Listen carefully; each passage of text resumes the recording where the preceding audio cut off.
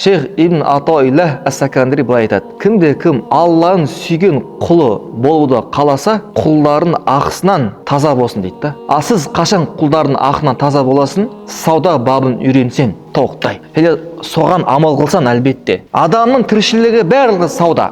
Қазір сіздер отырсыздар ғой, шәкірттер, иә? Мынандай ой келді, мен саудагер емеспін ғой деп ше. Жоқ, сен саудагерсің. Бірақ сен қандай саудагерсің? Сен сатып алушысың. Үйде әкең ақша жібереді, дұрыс па? Киім ал дейді, анау ал дейді, магазинге барасың ба, бармайсың ба? Ақшаны аласың, дұрыс па? Кіне сол нәрсе, ақшамен не істейсің? Бір нәрсені сатып аласың. Сен бір нәрсе сатып алсаң болды, сен не? Қаласаң да, қаламасаң да сауда бабын үйрену керексің. Одан кейін айып пайда болды. Не істейсің? Түсінді ма, бауырлар? Қай заттарды сатып алуға болады? Қай заттарды сатып алуға болмайды? Не нәрсе құнды, не нәрсе құнсыз? Біреуге ақша бересің, бір нәрсені қарызға сатып аласың. Қалай келісім дұрыс болады? Осының барлығы сауда. Сол үшін айтады ағайындар, намаздан кейін, ораза, осы баптан кейін әр мұсылманға сауда бабын үйрену парыз айын дейді.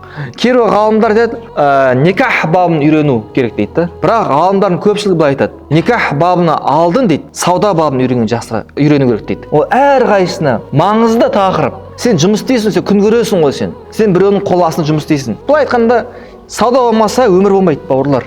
Өмір деген сол ғой. Сол үшін Омар радиаллаху анху айтады, кімде кім сауда бабын үйренбесе, базарға барып сауда жасамасын дейді. Өйткені ол білмеген хәлінде харамға түсіп қалады дейді. Одан кейін ол харам нәрсемен табылған табыс, ақша арам болады. Ол мен сен тамақ аласың, анамына аласың, бала шағаңа бересің, кейін жүресің, бала шағам маған бойынсынбайды, тақуа емес, діндар емес, не істеймін? Намазымда ықылас жоқ деп айтасың. Намаз оқи алмаймын, Құранға түсе алмаймын, Құранды оқысам, пікір жүргізе алмаймын, Құранның ләззатын сезбеймін деп түрлене осы нәрсені айтамыз. Не үшін? Өйткені ақшамыз адал болмаса, одан кейін жеп алған әртүрлі нәрселер де ішімізге, асқазанымызға не түседі? Ол ақшаға байланысты. Пайғамбарымыз саллаллаху алейхи уассалам айтады, парыздан кейін тағы да парыз болады. Бұл не? Адал кәсіп табу дейді. Адал кәсіп қалай табамыз? Яғни сауда бабын үйрену керек. Пайғамбарымыз саллаллаху алейхи уассалам былай дейді, сондай бір адамдар шығады, қандай жолмен ақша тапқанына мән бермейді дейді. Бәрібір үйтіп бай болсам дейді. Мақсаты бай болу ше. Бірақ дүниесі қай жерден алады? Халалдан ала ма, арамдан ала ма не? Оған көңіл бөлмейді дейді, бауырлар.